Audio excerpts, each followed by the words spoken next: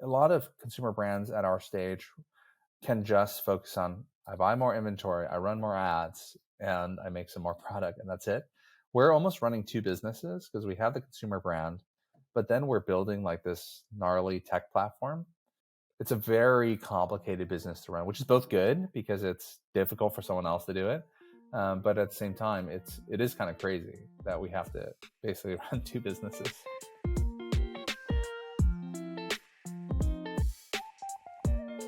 Hey everybody, Kevin here with Triple Whale. I'm super excited to welcome in our latest guest from SENE, Ray Lee, the CEO, co-founder of SENE. How's it going? It's awesome, Kevin. So great to get a chance to do this with you guys.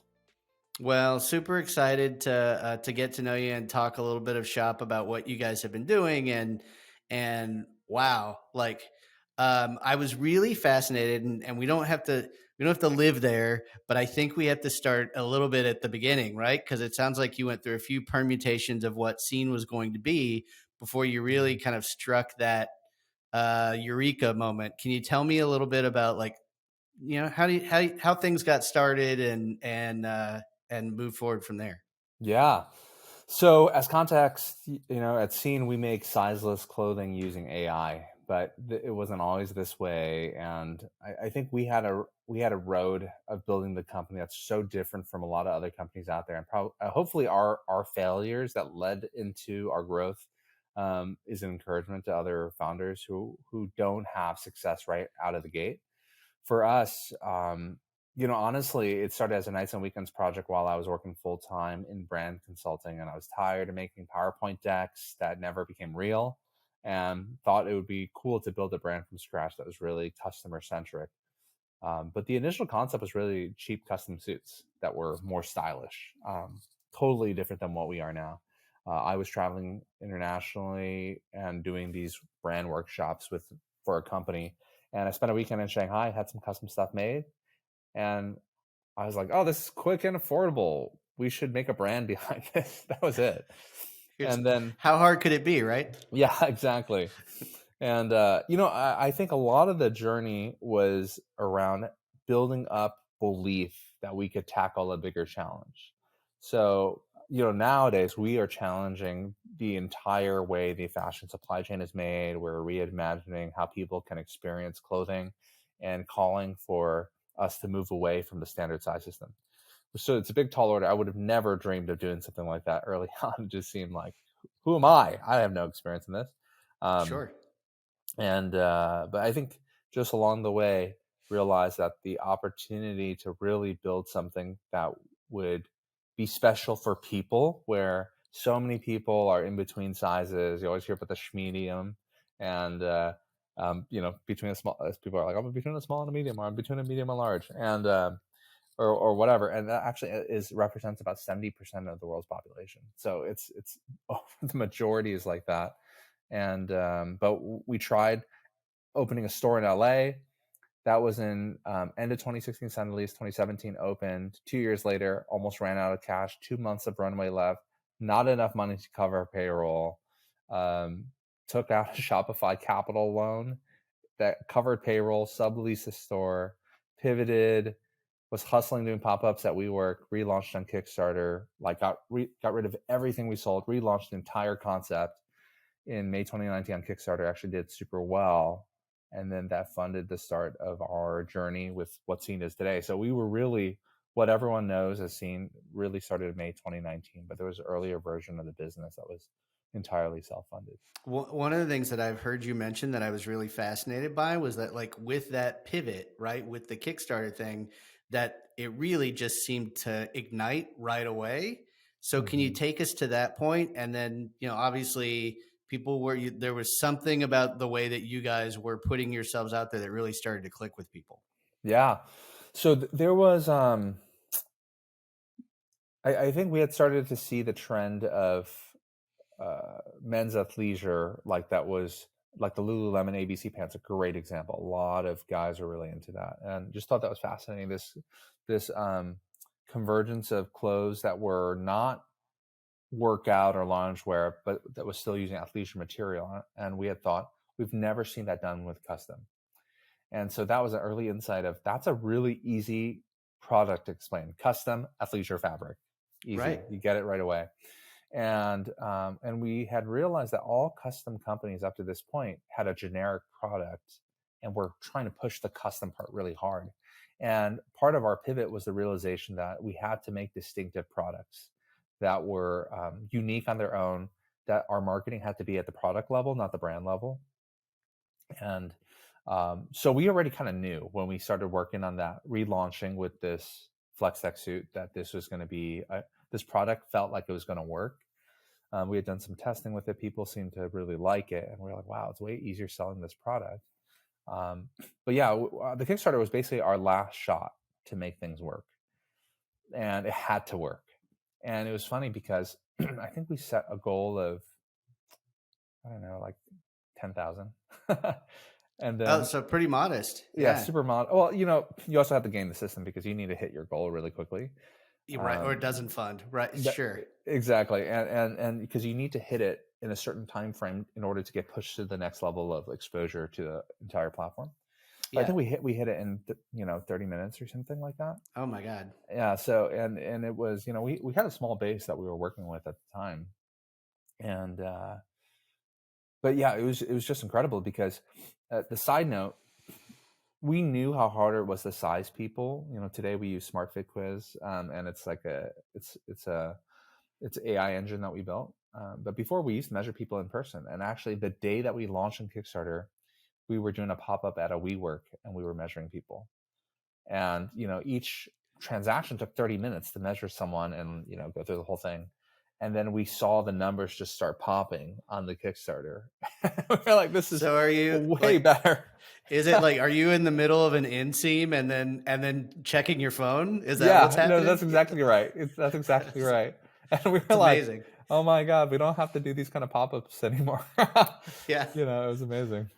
Oh, that's gotta be really gratifying, especially like when you guys are right out. You could see into the crevasse, so to speak, from Yeah, where you are. Like yeah, that's gotta be great. yeah.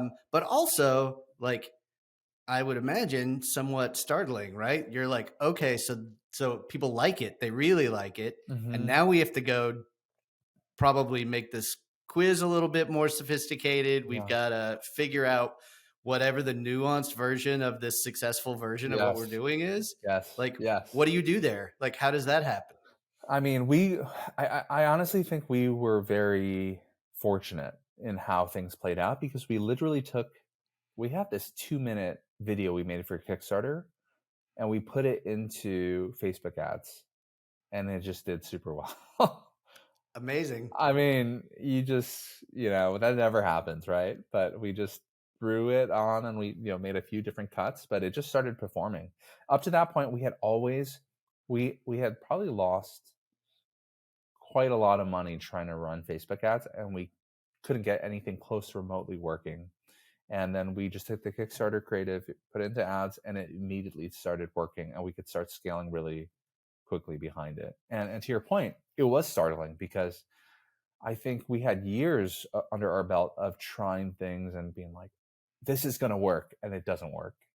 And the frustration and the disappointment and the self doubt, and then finally for it to click, it was surprising. I think not just for um, us, but even for our like my wife and Mark at the time, his fiance, they did not expect that to happen. At that point, I think they were like, "Hey, if this doesn't turn around, you need to shut this down and do something else." Yeah, right. Get out of my house. Yeah, keep moving. Yeah, yeah. Yeah, that's amazing, and just a really uh, like inspiring scenario. So I can only imagine that you guys were over the moon at the response, and then of course you're out there trying to build this thing. One Yeah. thing I'd love to unpack a little bit is like the feedback loop part of this, right? Mhm. So not just necessarily the Yeah.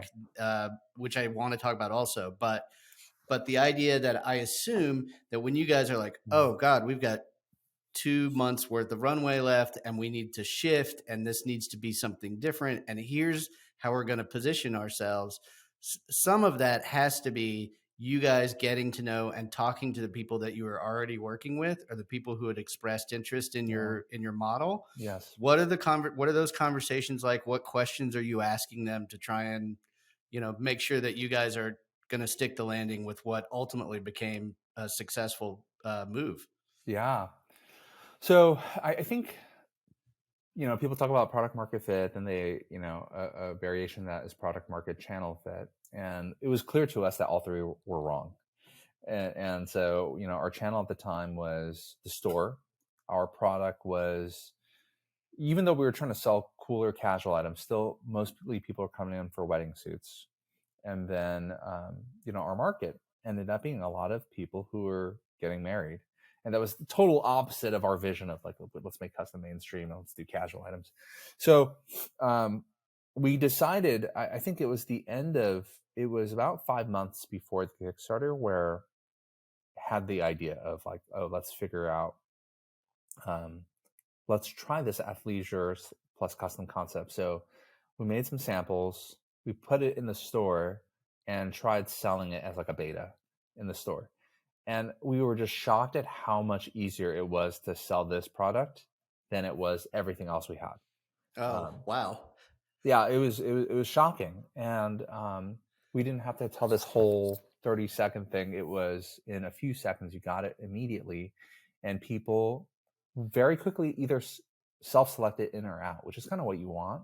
Um, Either Yeah. like I love it, or I don't like athleisure fabric for that, and that was powerful. And it was our realization that we needed to tell product stories, not brand level stories. Like brand level stories are sort of a retargeting thing, or intro thing, but it wasn't the primary. So that was huge for us on the product side.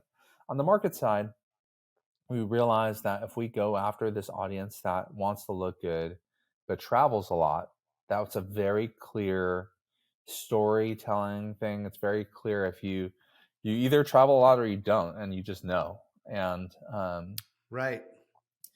so to say, yeah, I think starting to angle our initial proposition around travel seemed like it was just way more sharp. And then finally, we had lived the frustration in terms of channel, in terms of measuring people in person, of operating a store, and it was incredibly difficult. At the same time, when we were in the store, and we had measured thousands and thousands of people, and so these are thousands of 30-minute sessions with people talking through their fit, having them come in and try on. And so I think Mark and I have a lot of people have tried to tackle this custom concept, but they have not had to grind through the traditional way of fitting people for custom. So we learned the classic way of the craft. And so even though we didn't have fashion backgrounds, we actually probably had way more reps in understanding how sizing works. And we started realizing there were a lot of shortcuts to understanding fit and preference, and that you didn't need to take all the measurements, and that there were other indicators of preference. Also, that you can sometimes skip body measurements into like specific end silhouettes. So there were all these things we learned, and we realized we could build an algorithm behind it, and it would be better for us, better for customers, easier to scale. Um, so all the things that we hated about our experience at the time, we looked at ways to automate it to make it easier to scale. Well, and certainly where you end up is a pretty powerful, easy to understand experience. I mean, the thing is like for the tech, like it doesn't having, and I can, as I mentioned to you before we went on, it's like I literally took the quiz this morning just to kind of see what it was like and what the firsthand experience was like, and it's like easy, just easy and straightforward. It did make me think a little bit more about like the idealized version of yourself versus the actual version of yourself, which is not always a conversation that we're ready to have. Yeah, that's right. But just really easy and straightforward. And I did one of the things I listened to an interview that you did elsewhere, and one of the things that really stuck with me about that conversation was that you mentioned this is I was really fascinated by the iOS 14 and a half situation. Mm. And obviously like we talk a lot about that over here, but the idea that so many brands were struggling with having less data, but by virtue of the fact that you guys were essentially having that conversation up front in a way that directly benefited the folks that you're working with and made them, created this bespoke experience, like, of course you still have good data. So it's like you guys are really, again, kind of playing with house money here. Yeah, I mean, we are. It's fortunate because there is this sort of relationship that you have with customers, which is you give us more information, we give you a personalized product. And so things like, typically you figure out where someone comes from by filling out the post purchase survey.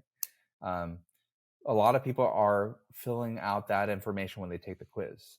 And so it's just you don't have that same lag. It could be 30 days, 90 days, 120 days later. Instead, it might be they see the ad and we immediately know where they're from. And then, of course, we can triangulate with other sources too. But that's, stuff like that is really powerful and really helpful. And knowing also, um, there is an incentive too. Whenever we take we will do brick and mortar at some point in the future. And of course, sometimes it's hard. Like, how do you get someone in a brick and mortar context to get matched to their online purchases? But in our case, they will need to pull up their Fit ID to get matched to order in a brick and mortar context.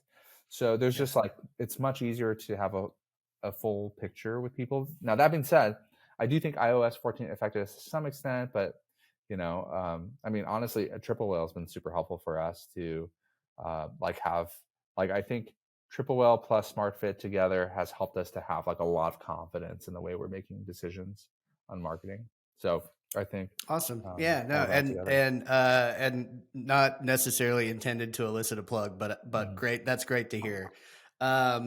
So one of the other things I've noticed is that you guys have done you've done some pretty splashy collaborations. Can you talk a little bit about like what your process is about how do you find the folks to work with, and how do those sort of unfurl into a real thing?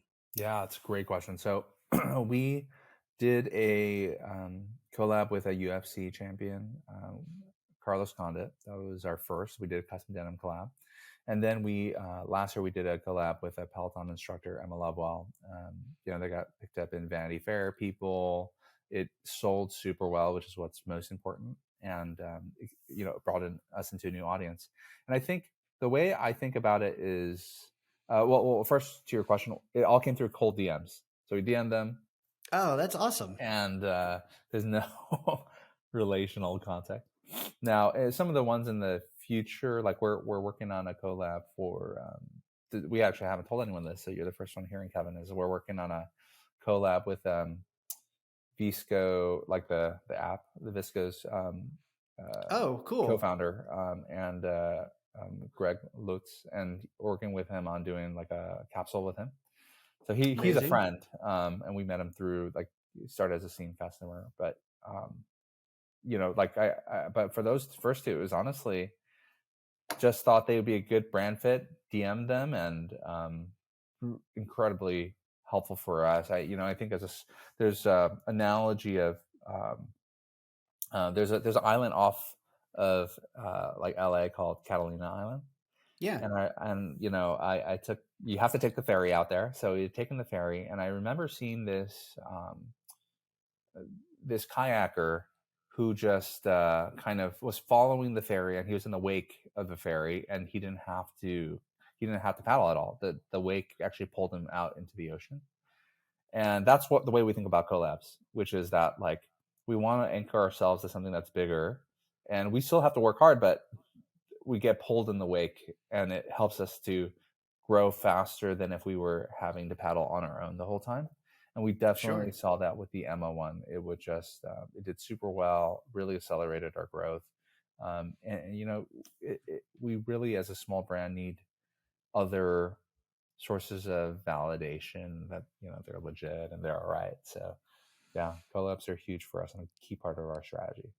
That's very cool and just kind of fun to watch, right? So they're another way I think that you guys do a really terrific job of humanizing your brand. I mean, beyond the fact that I can get a garment that is tailor fit to whatever it is I am at this given time, Yeah. but like yeah, it just really makes that conversation seem relatable, which is, I mean, I will probably never be a UFC fighter, but I can imagine that that guy's gonna need clothes that are comfortable and fit Yeah, and that you can yeah, move around in, and, yeah, same goes for Emma. So yeah. that's really interesting. Um, the Smart Fit quiz has evolved since its first iteration. Can you talk a little bit about like sort of what your approach there has been, and like obviously now it again it's like to take it firsthand, it really feels comfortable and easy and straightforward, and it frankly, among other things, it doesn't take too long. Mhm. But it feels thoughtful. So what is how has that evolved over time? Yeah, I mean, it continues to evolve. We have another version that we're about to push out again, but it's I would say on the front end, it's a bit of art and science because there are inputs we need to collect. But a lot of it is also about how do you take a user through it in a way that they feel heard. So you're balancing this, them feeling heard and also them getting um, bored and jumping out of the quiz. So it's that's always something we're trying to balance. And so that's on the front end. On the back end is it's surprising how complicated it is as we continue to like build and evolve the database, for how simple the front end is. And so I think that's where um, it's super it's super hard. Like one of our developers was saying, like this is one of the most complicated set of requirements I've ever seen. Yeah. Because we're trying to take very limited data, and then you have to merge it with like a feedback loop, with how fit comes in, and then we're extrapolating it into different garment categories. So that's where it's like, okay, you order jeans and a bomber. I now need to predict what your favorite T-shirt is going to be, and so that's where it's Oh, really crazy okay. in the back end, yeah, and the So, stuff we're doing. and I assume that at least to a certain extent, forgive me for stepping on you, but like I Mm-hmm. assume that like at some point you're looking at historical data from similar purchase sets, Mm-hmm. and like because I think you ask like whatever height and weight and stuff like that, like similar builds, like, and some of it is like, the thing that I haven't heard you unpack, but clearly you guys have to have your finger on the pulse of, is like, all right, so the tech is good. The fabric is great. We haven't talked about the denim thing, and I'm interested to talk about Yeah. that too. Um, but like, how do you stay on top of trends? Like, you can't put that on autopilot. Yeah, yeah. No, that's the whole interesting thing. I mean, I think our brand, which includes our product, evolves in a big way probably every year. So we're going through like another big brand evolution right now. And I think we look for inspiration from people like Virgil and you know, controversial guy, but Kanye, and Oh, sure. everything he's doing with Easy. And I think what's really smart about those guys is they were always a lot of times brands can just be like, okay, what colors are in, what styles are in. But for us, we really have to think about how do we sit in terms of the larger cultural conversation around like trends and stuff. Like I was just reading this thing around how, um, just 20 years ago, no high fashion brands ever did anything streetwear related. And now you think about Gucci and doing streetwear, it makes a ton of sense. And so much of that stuff is evolving in a very quick way. So, for us, I think we're trying to be really dialed into culture, to be reading a lot of the reading, watching, studying as much as we can. Because to your point, like we can't just be like, oh, we're just happy making new colors for new seasons.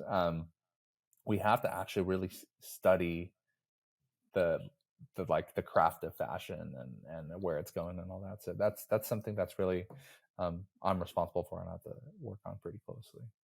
Yeah, it makes sense. Well, and it's also, frankly, I could imagine pretty fun, just to kind of keep up with. But it is, just as a layperson, as someone who owns clothes, Yeah. I would say one of the things that's always struck me as kind of peculiar about the fashion industry in general, is just that essentially at least from afar, it kind of looks like the traditional model is you have high fashion, high concept shows where they dial up like essentially like the clothing version of a concept car. Yeah. Uh, and Yes. that is very different than the practical streetwear that it informs if we're talking Yes. about stuff that ends up being streetwear. So with you guys, you're sort of inverting the model in that you're asking smart questions and using smart tech up front, and then you don't it doesn't exist. You don't produce it until somebody wants it, and you have a special bespoke fit that is tailored in a literal sense to what it is that a person needs. So anyway, Cool. That's really cool, Kevin. I don't know. Like, I mean, I'm just, just kind of telling you what sharing what I see, but I think, I think it's really an interesting opportunity. We haven't talked about the sustainability part of what you guys Mhm. do, and I'm interested in having you share a little bit of that. But it feels like a natural extension of kind of where we are now. So, Yeah. how's that going? Yeah, I mean, to your point, I mean, fashion is generally speaking, I think it's the second most wasteful industry in the world. About $5 billion of clothing is thrown away every year, What's and more? yeah, yeah, yeah, yeah, yeah. I mean, I don't. it's. I think it's like the natural, like the oil industry is worse. Oh, yeah, Yeah, stands to reason. yeah, Anyway, sorry, yeah. sorry to cut you off. Go ahead. It's and I think a lot of there's well-intentioned efforts around like recycling fabrics after everything is made, but if you don't fix the problem of overproduction in general, it's very difficult to make a dent in reducing waste.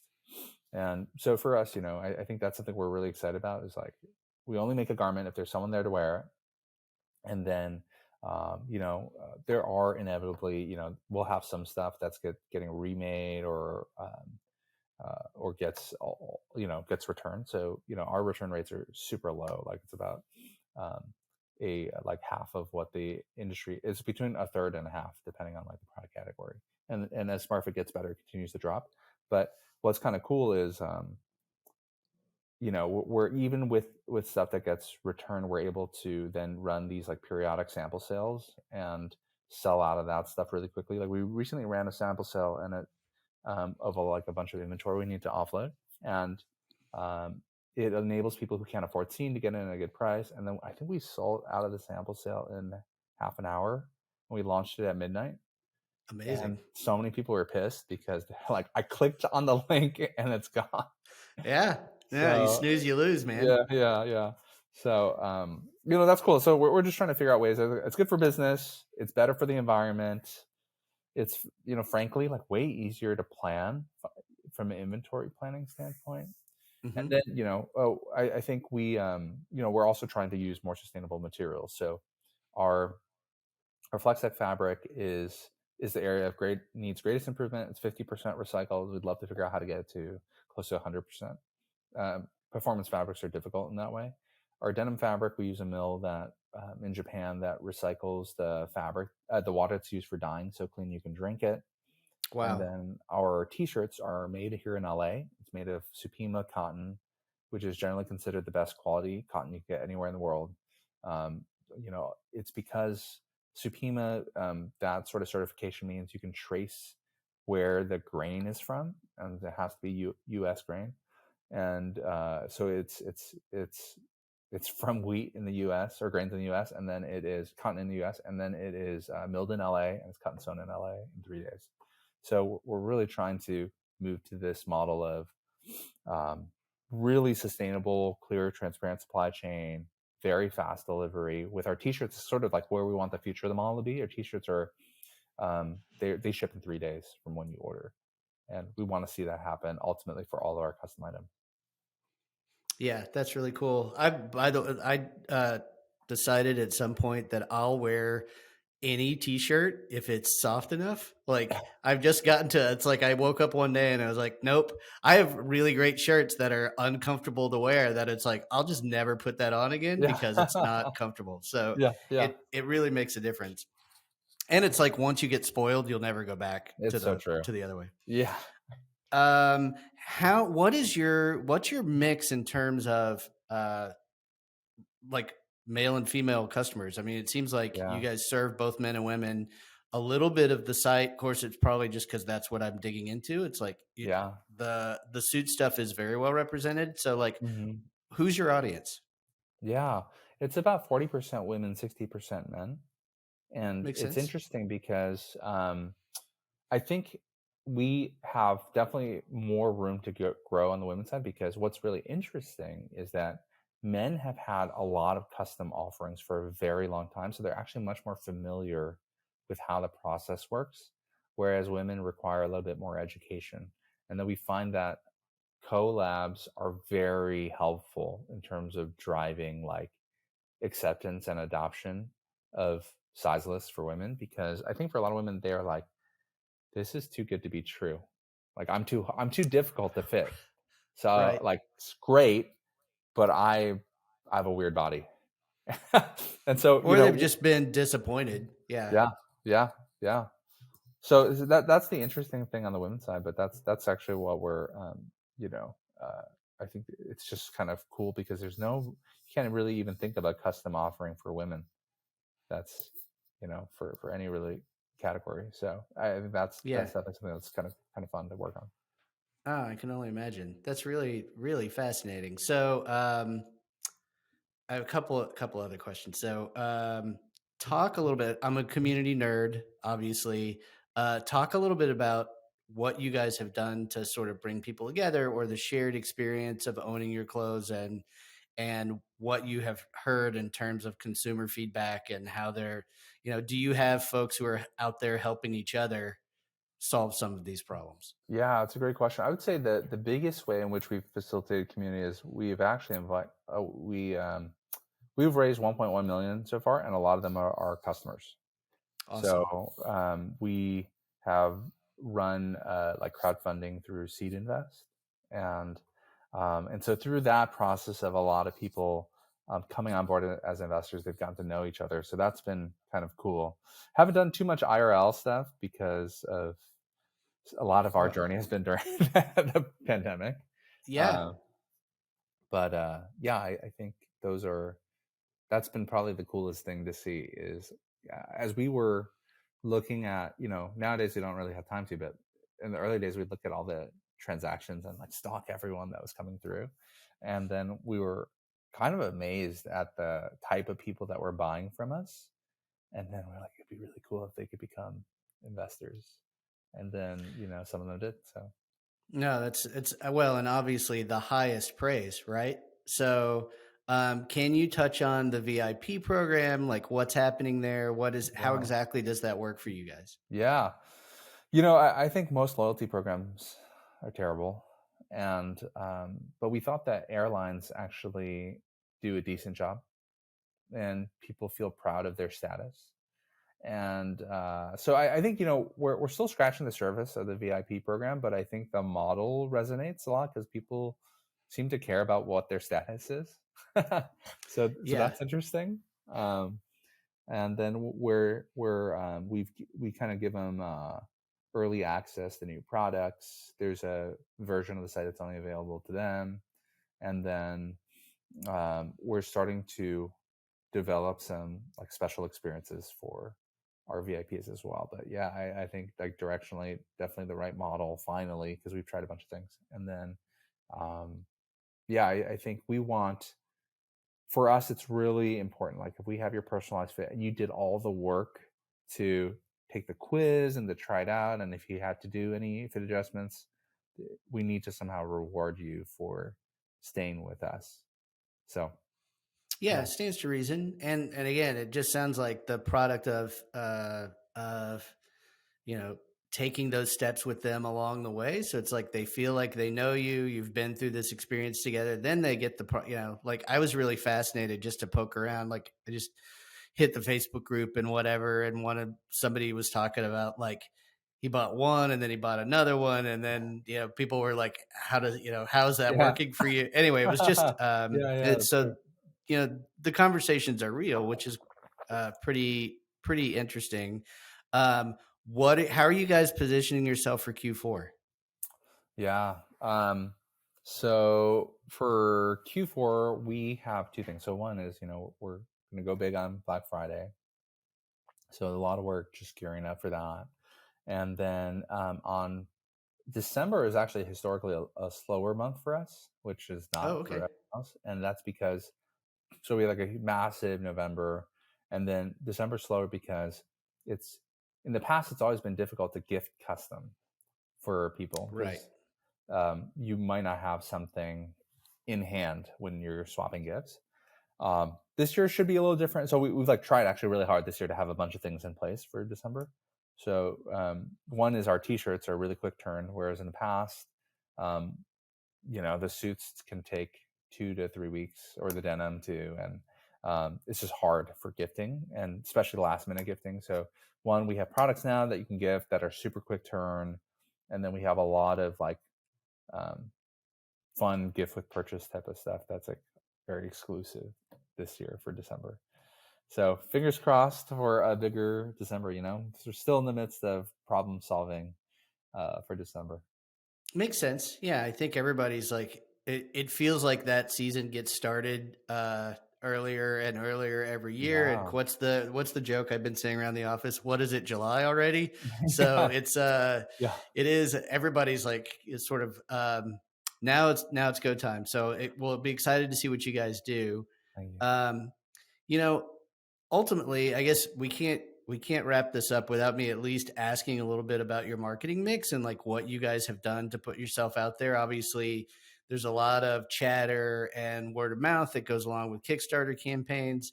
You talked about moving some stuff over to Facebook from, sort of repurposing those original Mhm. messages. What else have you guys done and the collaboration stuff? So, Yeah. what platforms feel like home? Yeah. Facebook and Instagram still continue to be like our largest channel by far. And I'm probably, and I know you're not, asking for a plug on this, but I'm probably in my triple whale mobile app like 20, 30 times a day, just Yeah. checking on how We things are that going. happens. Yeah. I think it's probably my most used app.